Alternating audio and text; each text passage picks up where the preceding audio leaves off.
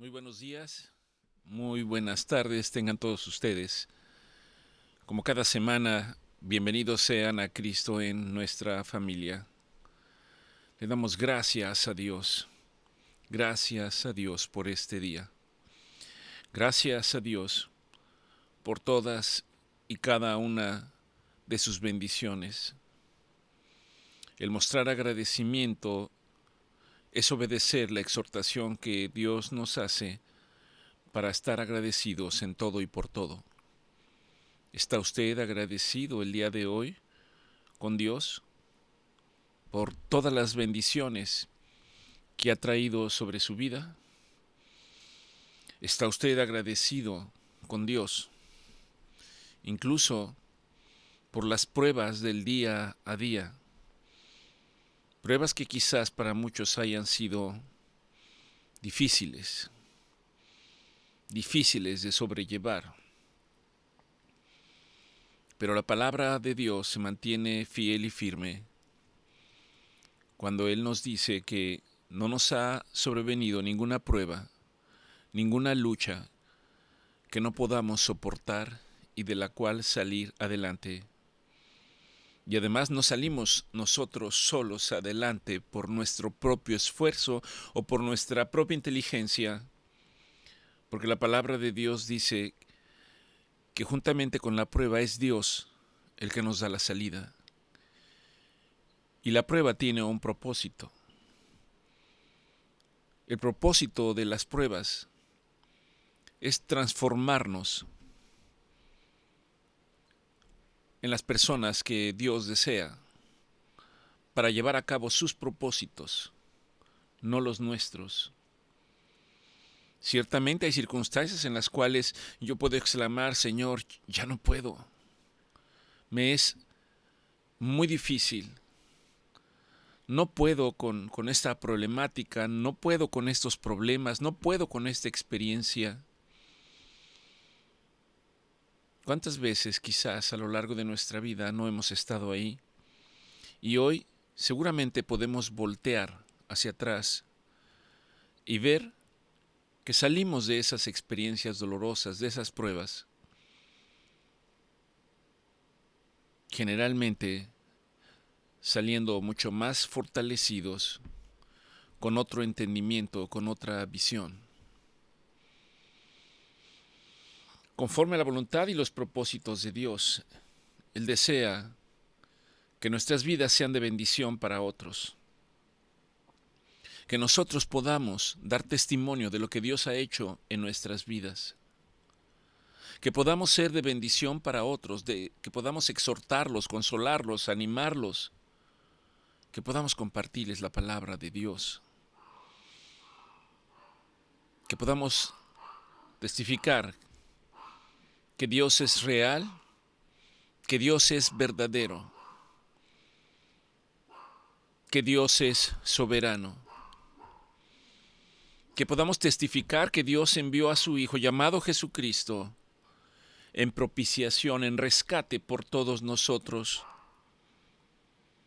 para que el día de hoy vivamos bajo una expectativa de vida eterna, una expectativa gloriosa, una expectativa gloriosa. Quizás no podíamos dimensionar la palabra gloriosa porque esto significaría distintas cosas para cada uno de nosotros. Ciertamente no es fácil. Nuestro Señor Jesucristo murió en la cruz. Estuvo en el sepulcro 3 días y 3 noches. Y al tercer día fue levantado. Dios lo glorificó. Le dio un cuerpo glorificado y lo exaltó hasta lo sumo. De tal manera que hoy nuestro Señor Jesucristo está sentado a la derecha del Padre. Y no simplemente está contemplando ver qué es lo que sucede con el universo, particularmente con el mundo, y de manera especial con nosotros. La palabra de Dios dice que nuestro Señor Jesucristo está intercediendo de día y de noche por cada uno de nosotros. Actualmente somos cerca de 8.000 millones de personas en el mundo. No hay pensamiento humano que pueda procesar eso. Yo no sé si hay algún sistema de inteligencia artificial que pueda analizar y dimensionar qué significa estar al pendiente de 8.000 millones de personas, conocer sus pensamientos, conocer su vida, conocer sus planes, tener un propósito y un plan para ellos. Simplemente escapa a nuestra mente, como todas las cosas del Señor. Dios nos dejó una guía, un manual. Dice su palabra en el Nuevo Testamento, en el libro de Segunda de Timoteo, capítulo 3, versículo 16, que Dios dejó la Escritura. Y esta Escritura nos dice que toda Escritura es inspirada por Dios. Es inspirada por Dios. Y es útil para enseñar, para redarguir, para corregir y para instruir en justicia. Eso hace la palabra de Dios.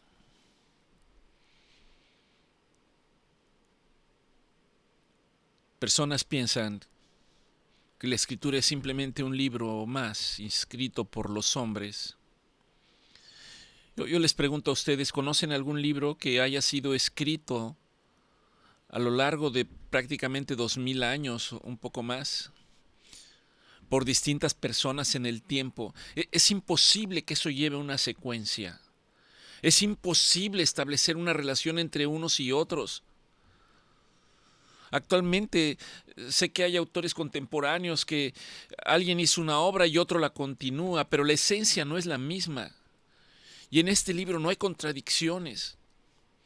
Todo está sincronizado de una manera increíble, pero no podemos saberlo si nosotros no vamos a la Escritura y no nos cercioramos por nosotros mismos de lo que aquí dice.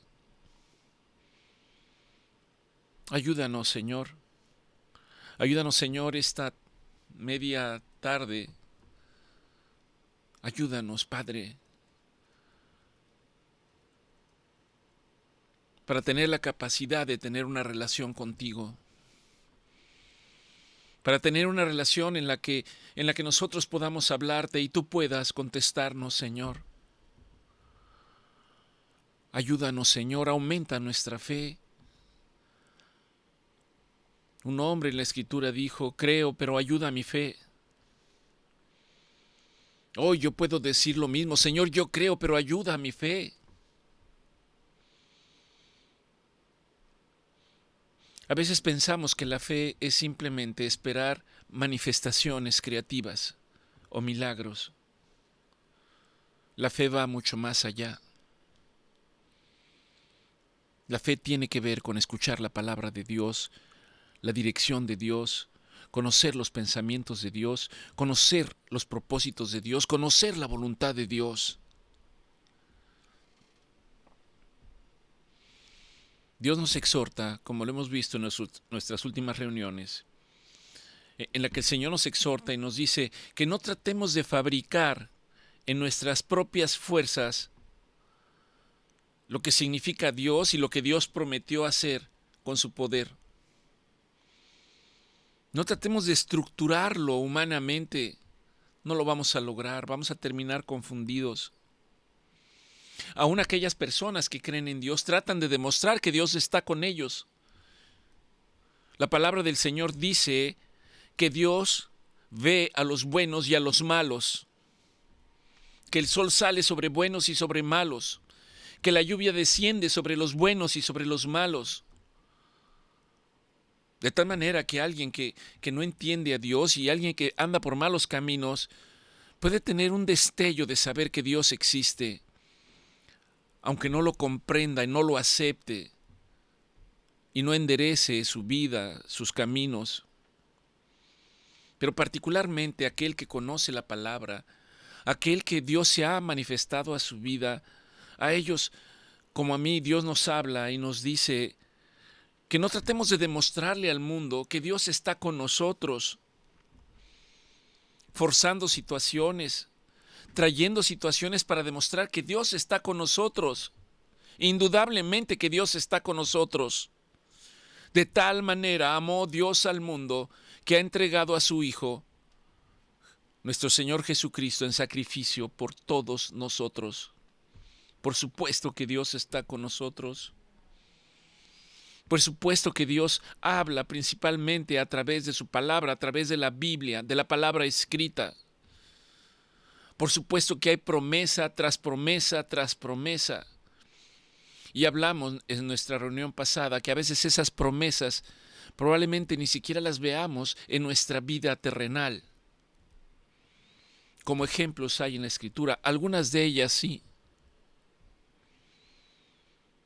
Pero confiar en lo que Dios dice, que Él es el Dios de los imposibles, que Él es el Dios de lo sobrenatural, que Dios sana, que Dios salva, que Dios restaura, que Dios tiene buen cuidado de nosotros, que Dios no solo tiene cuidado de nosotros, sino de todas las cosas que nos rodean, de nuestros familiares, de nuestra familia, de nuestros vecinos. Tiene buen cuidado particularmente de aquellos que han mostrado una actitud de reverencia hacia Él, para decir: Señor, yo en ti confío, yo en ti confío. Y sé, Señor, sé que lo que tú vas a hacer tiene su tiempo. Y a mí me toca confiar, creer, esperar y obedecer tu palabra. A nosotros nos toca creer, a nosotros nos toca permanecer, a nosotros nos toca obedecer. Confía en Dios, confía en sus promesas, cree en Dios y en nuestro Señor Jesucristo, dice la palabra, y serás salvo tú y toda tu casa. En nuestra reunión pasada les compartimos una proclamación en la cual hay una exhortación de la palabra de Dios, en donde Dios a través de su palabra nos dice: ¡Hey! ¡Hey! Tú que duermes, despiértate, despiértate y levántate en el nombre de Jesús, porque la luz de Jesús ha venido sobre tu vida. Despierta, despierta. Y no significa que literalmente estés dormido. Habla de que espiritualmente estamos adormecidos. Vivimos en un mundo que ciertamente nos tiene adormecidos, nos tiene seducidos con las cosas que ofrece y que aparentemente pensamos que son buenas porque son las cosas del día a día. Pero Dios ha establecido que todo lo que me aleje de Él, todo lo que me impida tener una relación con Él, estar junto a Él, estar cerca de Él, se convierte en un obstáculo y en un muro. Cuando hablo de esto, pienso inmediatamente en el pasaje en donde nuestro Señor Jesucristo llega a la casa de Lázaro y sus hermanas. Y Él pasa y lo reciben. Y María viene y se postra a sus pies. Y empieza a usar aceite para sus pies. Lo está escuchando. Y Marta anda ocupada en los afanes de la casa, y no quiere decir que no sean importantes y no se puedan hacer. Pero hay algo que sucede en la vida de Marta, empieza a molestarse. Y está molesta, no lo dice abiertamente la Biblia, pero hay incomodidad, porque se dirige a nuestro Señor Jesucristo y le dice: Señor, Señor, dile a María que me ayude. Es tanta las cosas que tengo que hacer y ella está ahí sentada contigo. Literalmente eso es lo que está diciendo. Y lo que nuestro Señor Jesucristo le dice: Marta, Marta, Marta, siempre tan ocupada y afanada en muchos quehaceres. La secuencia en la Escritura, nuestro Señor Jesucristo dice: todos los que estén trabajados y cansados, vengan a mí, pónganse a mis pies, mantengan una relación conmigo, crean.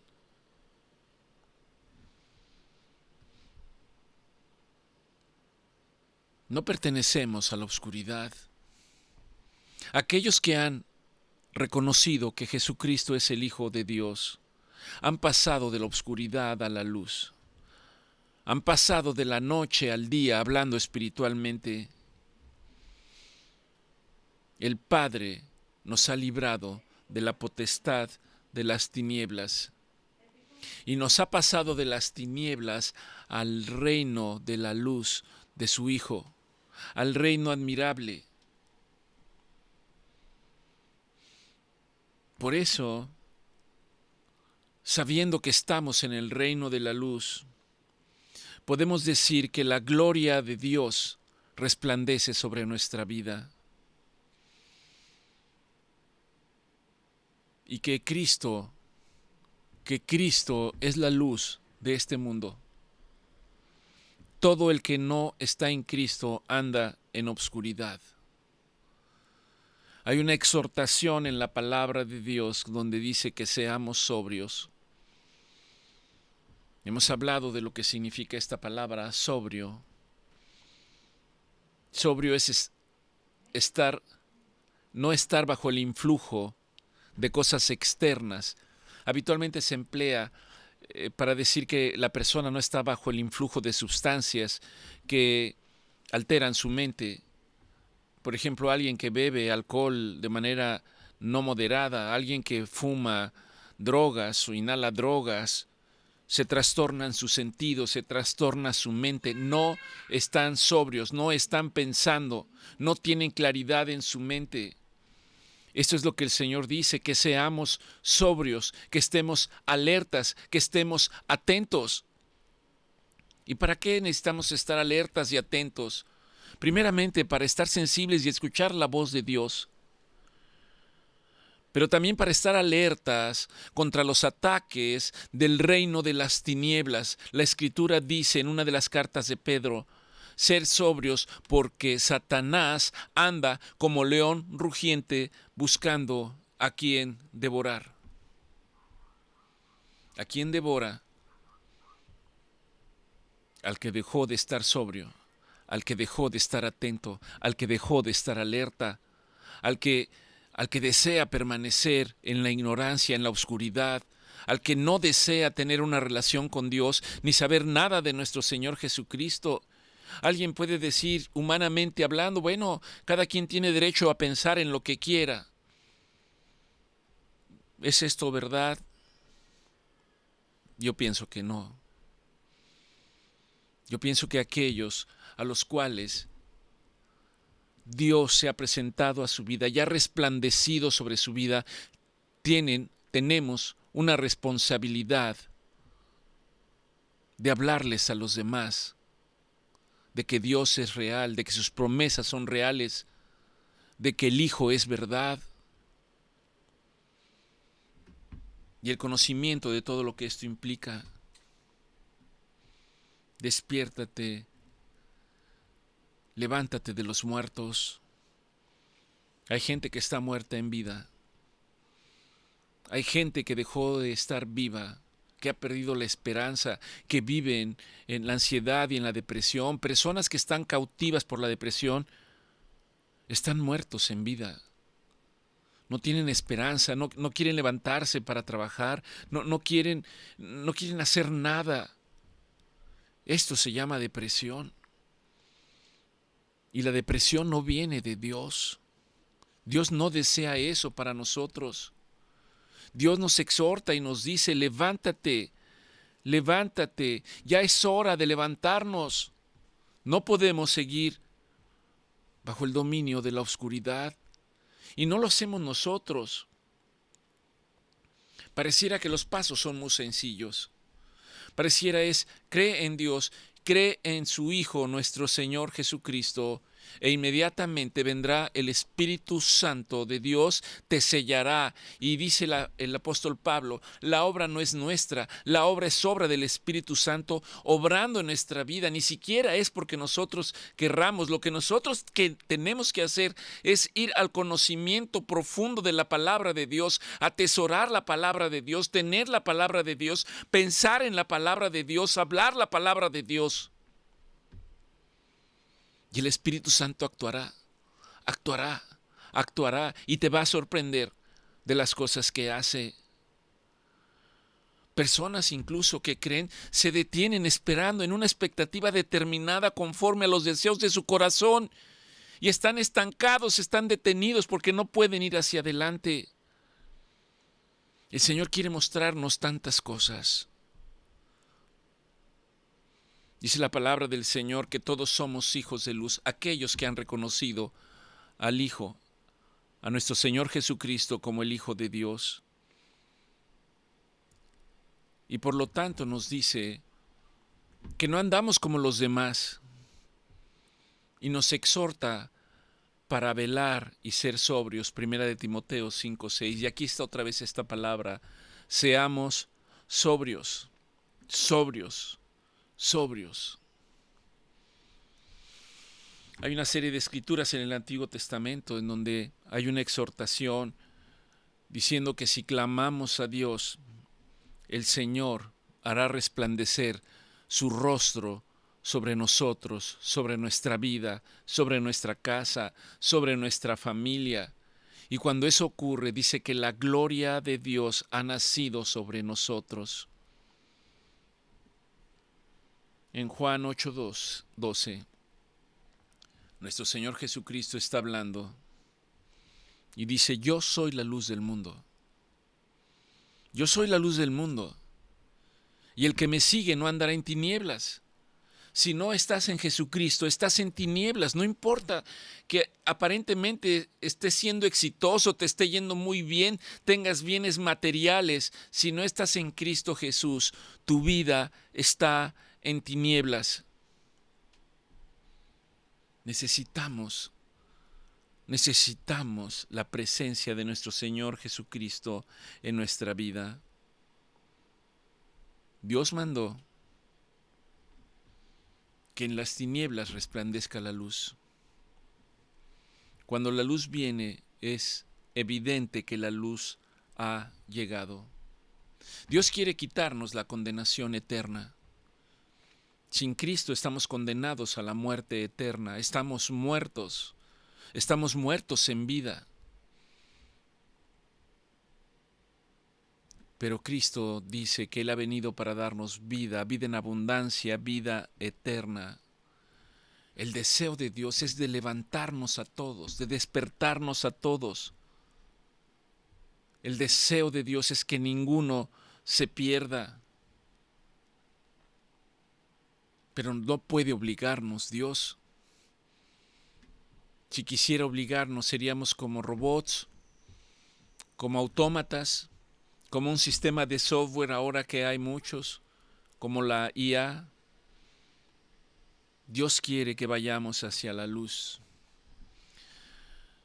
En esta semana, en estos días, reflexionaba sobre el Antiguo Testamento en un libro llamado Isaías, que se conoce como un profeta mayor.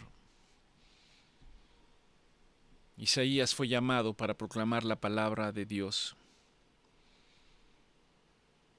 para Judá y Jerusalén específicamente. Isaías aparece en un tiempo de crisis espiritual.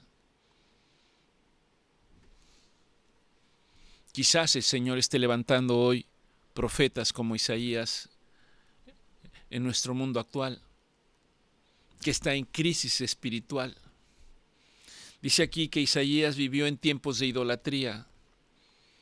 Quizás el Señor, en su misericordia, esté levantando un profeta en tiempos de idolatría que tenemos nosotros también. Isaías estuvo en tiempo de juicio de Dios sobre la casa de Judá y Jerusalén. Pero también había una esperanza. Una esperanza que le fue revelada a Isaías y que le expresó en su palabra. Isaías estuvo en un tiempo en el cual estaban siendo dominados por un imperio que se llama el Imperio Asirio. Y este profeta,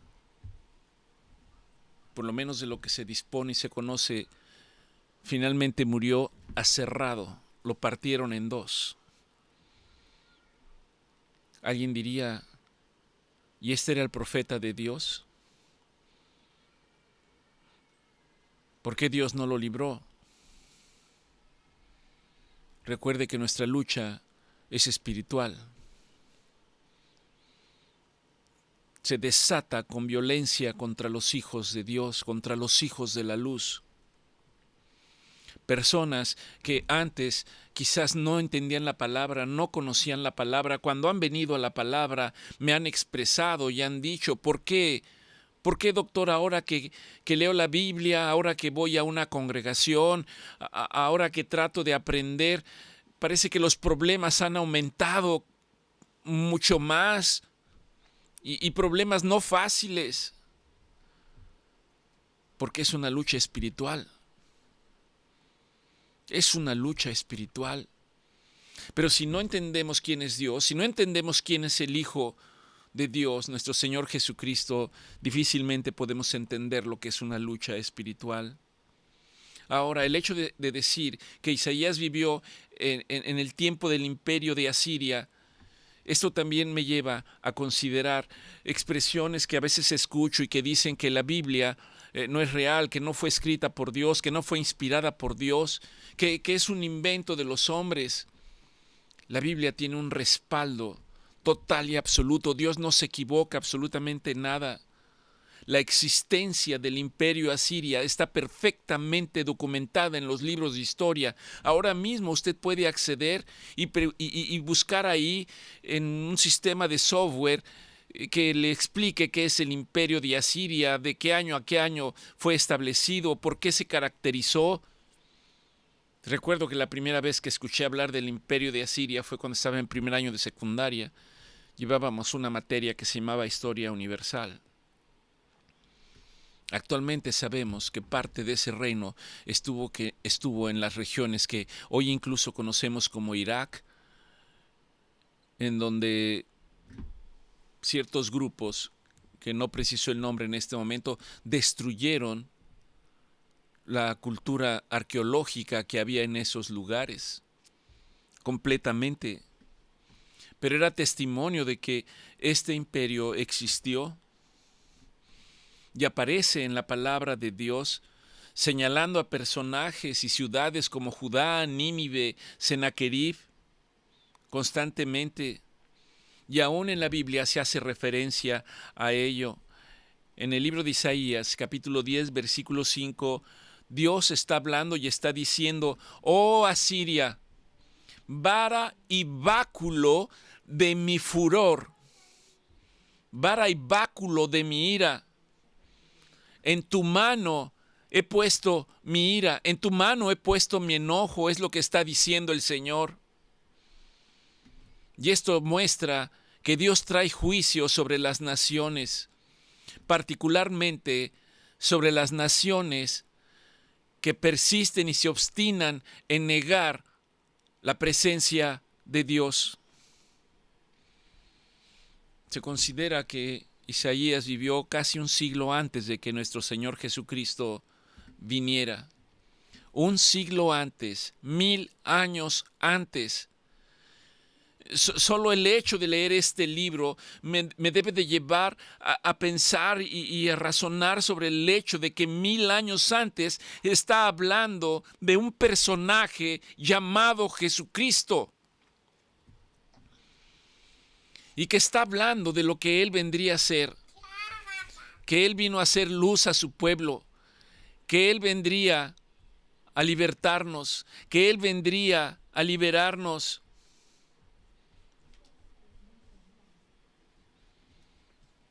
La palabra de Dios se fortalece con los hechos históricos. La palabra de Dios toma fortalecimiento y da testimonio de lo que dice es verdad. Y la esencia de lo que dice es que vendría un Salvador a nuestras vidas. La esencia de lo que dice es que vendría la luz. La esencia de lo que dice es que vendría el Mesías. La esencia de lo que dice y habla sobre la vida de nuestro Señor Jesucristo, sobre la muerte de nuestro Señor Jesucristo, sobre la resurrección de nuestro Señor Jesucristo y sobre el cumplimiento del plan redentor de Dios para nosotros.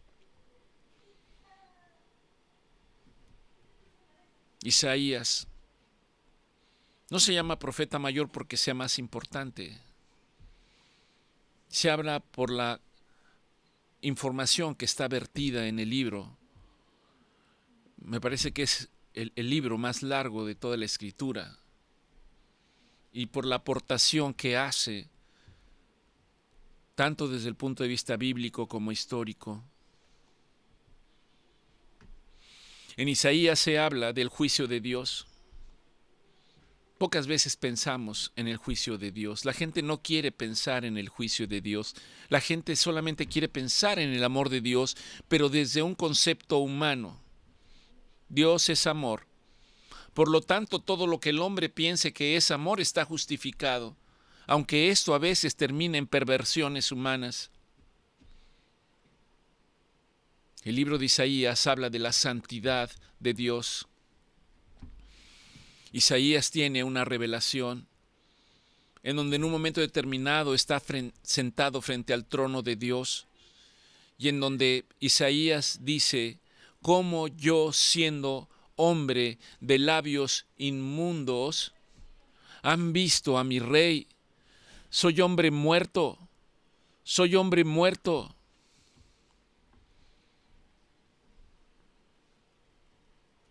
El libro de Isaías habla del pecado del pueblo de Dios. Aun cuando nosotros somos el pueblo de Dios, porque hemos creído en nuestro Señor Jesucristo, hemos sido injertados en el olivo. Y la palabra de Dios dice: ya no hay judío ni griego, sino todo aquel que ha reconocido a Jesucristo como su Señor, ahora pertenece a la familia celestial. El libro habla sobre una restauración futura, sobre la esperanza de Sión, sobre el reino venidero, sobre la venida del Mesías. Isaías 7:14 dice: por tanto Dios mismo, está hablando el profeta Isaías, y está diciendo: por tanto el Señor mismo nos dará una señal. Y dice: he aquí que la Virgen concebirá y dará a luz a un hijo, y llamará a su hijo Emmanuel. Emmanuel es un término que significa Dios con nosotros. Dios estaría con nosotros. Dios como hombre en la persona de nuestro Señor Jesucristo, 1000 años después. 1000 años después. Isaías 9:2 dice: y el pueblo que andaba en tinieblas vio gran luz. Para nosotros esto es real. El que anda en tinieblas, el que anda de noche, el que no conoce, cuando Cristo llega a su vida, la luz ha llegado a su vida y ha resplandecido a su vida, y Dios le ha levantado de la misma muerte. El pueblo que andaba en tinieblas vio gran luz. Los que moraban en tierra de sombra de muerte, luz resplandeció en ellos. Continúa diciendo en Isaías 9:6: porque un niño nos es nacido y un hijo es dado. Permítame pararme un momento aquí. Porque un niño nos es dado. Todavía hay lugares en los que se habla del niño Jesús. Déjeme decirle que ya no hay un niño Jesús, con todo respeto. El niño Jesús creció. era nuestro Señor Jesucristo y se hizo hombre. Ya no es un niño. Al que reconocemos y glorificamos se llama Jesucristo. Y cuando dice un hijo nos es dado, está hablando de que Dios entregó a su único hijo. A su único hijo. Y dice aquí, el principado sobre su hombro ha puesto, y se llamará, escuche lo que dice el profeta de nuestro Señor Jesucristo, su nombre será admirable. Es admirable nuestro Señor Jesucristo. Su nombre es consejero, el lugar en donde podemos encontrar el mejor consuelo, la mejor orientación. Dios fuerte, Padre eterno, príncipe de paz. Continúa diciendo en Isaías 9:7, y lo dilatado de su imperio y la paz no tendrán límite. Sobre el trono de David y sobre su reino, disponiéndolo y confirmándolo en juicio y en justicia, desde ahora y para siempre. El celo de Jehová de los ejércitos hará esto. Para nosotros ocurre exactamente como está expresado en Isaías 53:1. ¿Y quién ha creído a nuestro anuncio? ¿Quién ha creído en el anuncio de Dios? ¿Quién ha creído en el mensaje de nuestro Señor Jesucristo?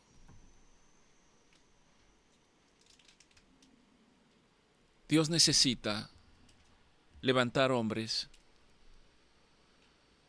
para cumplir su propósito, para proclamar y decir que Él es Dios y que no hay otro Dios como Él, que Él es un Dios soberano. Dios necesita atalayas y voceros para decir que Dios nos amó desde la eternidad, que nos tuvo en su pensamiento y que envió a su Hijo en propiciación por nosotros para tratar de alcanzarnos y que no tengamos la muerte eterna, sino la vida eterna, gracias al sacrificio de nuestro Señor Jesucristo. En Isaías 53 sigue dando una serie de descripciones sobre el siervo sufriente y sobre la muerte de nuestro Señor Jesucristo. Cada pasaje es motivo de un análisis minucioso, de reflexión, de meditación para entender qué es lo que Dios está diciendo. Recuerde que nuestro Señor Jesucristo murió solo, abandonado en ese madero. A su lado tenía 2 hombres impíos. Le fueron quitadas sus ropas. Fue avergonzado. Fue insultado. Y todo esto lo describe el profeta. Dice, despreciado y desechado entre los hombres, varón de dolores, experimentado en quebranto. Y nosotros escondimos nuestro rostro de él. Fue menospreciado y no lo estimamos. Recuerde que nuestro Señor Jesucristo exclamó en la cruz, Padre, perdónalos porque no saben lo que hacen. Y esa voz sigue resonando hasta el día de hoy. Esa voz de nuestro Señor Jesucristo para nosotros sigue tan presente el día de hoy diciendo, Padre, perdónalos porque no saben lo que hacen, no comprenden las decisiones que toman, no comprenden, no desean, no quieren. Pero la palabra de Dios dice que Él está intercediendo permanentemente para que el tiempo llegue, el tiempo de volver en sí, el tiempo de reconocer que Él es el Hijo de Dios, que Él es el Rey de Reyes y Señor de Señores, el soberano. Ciertamente nos da promesas como llevó Él nuestras enfermedades y sufrió nuestros dolores, y nosotros le hemos tenido por herido y por azotado por Dios. Fue herido por causa de nuestras rebeliones, murió por nuestros pecados, y el castigo de nuestra paz fue sobre Él, y por su llaga hemos sido curados. Término difícil de llevar a la práctica. Humanamente quisiéramos que así fuera, pero no queremos la obligación, no queremos la responsabilidad, no queremos la intimidad con Dios. Y el libro termina diciendo, Dios quiso quebrantarlo, Dios quiso sujetarlo a padecimiento, Dios quiso que Él pusiese su vida como sacrificio por expiación de nuestros pecados. Pero luego Dios en su palabra continúa y dice, verá el linaje, vivirá por largos días, y la voluntad de Dios será en su mano prosperada, y verá el fruto de la aflicción de su alma. Eso que experimentó el Señor en la cruz, dice, verá el fruto de la aflicción de su alma y quedará satisfecho por su conocimiento. Justificará a mi siervo justo a muchos y llevará las iniquidades de ellos.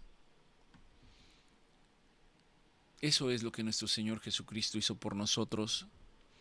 Hoy ya no es el siervo sufriente, hoy ya no es el Cordero, hoy es el Rey de Reyes y Señor de Señores. Y Él está enviando su palabra el día de hoy para decirnos, aún es tiempo de ir a la casa de Dios, aún es tiempo de reconciliarnos con Dios, aún es tiempo de tomar su promesa cuando Él nos dice, vengan a mí, todos los que están trabajados y cansados, prácticamente todos. En algún momento de nuestra vida tenemos problemas y no sabemos qué hacer. Vengan a mí, yo haré su yugo más fácil, dice el Señor, y hallarán alivio para vuestras almas, hallarán paz para vuestras almas. Esa es la promesa de nuestro Señor Jesucristo. Nuestra exhortación esta mañana, esta tarde, es: vuelve a Dios y Él se volverá hacia ti. Pero es que estoy sufriendo, pon tu sufrimiento hacia Él. Dile, Señor, no puedo con esta carga, tómala tú, por favor. Ayúdame. Dios no es un Dios indiferente, Él escucha. Él va a aligerar tu carga. ¿De qué manera? No lo sé. No es conforme a lo que yo estoy pensando o quiero, aunque a veces así lo hace en su soberanía. Ayúdanos, Señor. Ayúdanos. Mi oración permanente, Señor, es que yo creo. Yo, Víctor Cruz, creo. Pero mi oración, Señor, es ayuda a mi fe. Ayuda a mi fe, porque tu palabra dice que para el que cree todo es posible. Y no podemos creer sin fe. Y entiendo que la fe viene por escuchar tu palabra, por atesorar tu palabra, por reflexionar en tu palabra, por tener tu palabra como recurso permanente en nuestra boca. Te damos gracias, Señor, porque tu misericordia sigue, Señor, siendo extendida sobre nosotros. Te damos gracias porque tu fidelidad, Señor, es permanente para con nosotros, a pesar de nosotros. Ayúdanos, Señor. Levanta hombres y mujeres que crean en ti, que sean valientes, que sean esforzados, jóvenes, Padre, Obra en ellos, Señor. De alguna manera trae entendimiento a sus vidas. Trae convicción sobre de ellos de que es necesario de que vuelvan en sí y que regresen a tus caminos, que regresen a casa. Y úsalos con poder, Señor. Tu palabra así lo establece en los tiempos postreros, que dice que derramarás de tu espíritu con poder, Señor. Permítenos, a los que ya no estamos tan jóvenes, Padre, para mantenernos en oración, para mantenernos intercediendo por todos aquellos que lo necesitan. Fortalécenos, Señor. Aviva nuestra fe. Te lo pedimos en el precioso nombre de nuestro Señor Jesucristo. A ti sea toda la honra, toda la gloria y todo el poder. Que Dios los bendiga, que tengan muy buenas tardes.